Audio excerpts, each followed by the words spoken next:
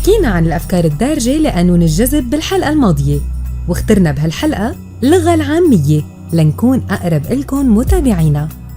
وما رح نطول عليكن، خلونا نبلش مع بعض بأول خطوة لنفهم أكتر قانون الجذب. وهلأ رح ناخد أول تساؤل: إذا كان السالب بالمغناطيس بيحتاج لموجب حتى يتم الجذب، إذا كان السالب مع السالب بيودي لتنافر، فلشو بيودي الموجب مع الموجب؟ كيف بتقدر بتخيلاتك الإيجابية تجذب السعادة لنفسك؟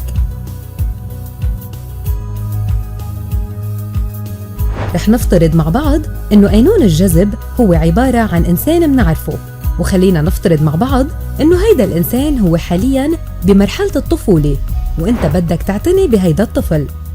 إنت بتحب هالطفل كتير، وطلب منك إنك تقدم له كتير أنواع من السكريات، مع إنه السكريات الكتيرة رح تأذيه، وإنت ما بدك تزعله، وبنفس الوقت خايف عليه. فكيف بيكون الحل؟ الحل بإنك توازن طلب الطفل مع صحته، وتتصرف بعاطفة ولكن مع وعي. الطفل بحاجة لغذاء متنوع لتكون صحته الجسدية سليمة، فإذا منعت عنه السكر بشكل كامل خوفاً عليه من أنه السكر بيأذيه، رح يكون في نقص بجسم هالطفل، ورح يصير عقله يطلب الشيء اللي انحرم منه. إذا السكر رح نعتبره هو الأفكار السلبية، وخلينا نفترض أنه الخضار والبروتينات هن الأفكار الإيجابية.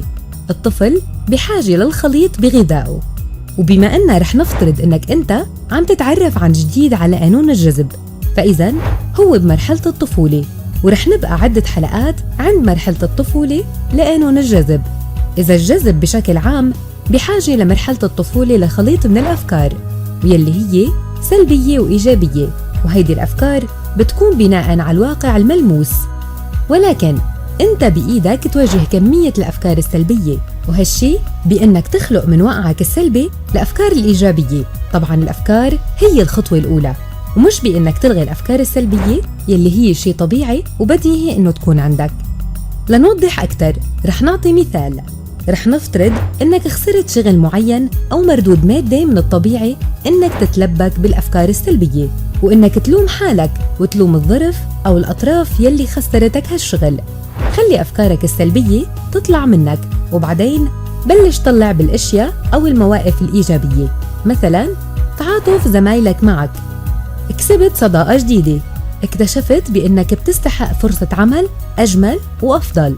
ممكن الخسارة المادية كان مقابلها كتير أرباح نفسية ومعنوية وحتى صحية، ولكن تفكيرك معلق بالخسارة. لهيك عليك تقعد مع نفسك بعد الموقف السلبي وأفكاره السلبية، وتسأل حالك شو يلي ربحته بنفس الموقف. ما في موقف سلبي بحت ولا موقف إيجابي بحت، لأن بهالحالة نلغي مبدأ الجذب، بس أنت عليك تدور وين سلبيات الموقف وين إيجابياته. ولكن إنك تقعد تفكر إنك رح تصير مدير شركة وتردد أقوال وترتب أفكار، ما رح توصل لمكان، ويلي عم يتبنى هيك أفكار بيكون بعيد تماماً عن المنطق العام ومنطق الجذب. ما تستعجل، موضوع قانون الجذب معقد، بس معنا رح تلاقيه كتير بسيط، بس بدك تركز على الخطوات الأساسية. إذن أول خطوة هي ما تلغي الأفكار السلبية وما تتخيل أفكار إيجابية ما إلها علاقة بالواقع، ولكن دور من قلب الموقف السلبي وفكر بأبعاده، رح تلاقي جانب إيجابي وتركز أفكارك عليه، ومن بعدها تحلل الموقف وتكشف إذا كان من عندك خطأ ما وتشتغل عليه، إما يتغير أو يتعدل. ملاحظة مهمة: أوقات كتير الخسارات بتحصل لأنه تمسكنا بالأنا، وما عم نحكي عن النفس بهالحلقة، وإنما عم نحكي عن الأنا بالفكر، بمعنى أنا أفضل من غيري، أنا يلي معي حق بتصرفي مش الآخر. ولكن قبل ما تركز على أخطاء غيرك، حلل الموقف بعيداً عن الأنا يلي رسمها عقلك، رح تلاقي الخطأ والحل. وهلأ متابعينا رح نختم هالحلقة بأنه مع بعض منخلق السعادة الواقعية والمبنية على الواقع مو الخيال. فكر شو عندك وما تفكر بيلي ناقصك، وتذكر منيح محل ما وصلت اجريك وصلوك. لهيك عدل وادرس خطواتك منيح. شاركونا آرائكم أسئلتكم بواسطة التعليق أسفل الفيديو. ما تنسوا إذا عجبكم الفيديو واستفدتوا منه لايك وتعليق. شكراً لمتابعتكم، انطرونا بالحلقة الجاية.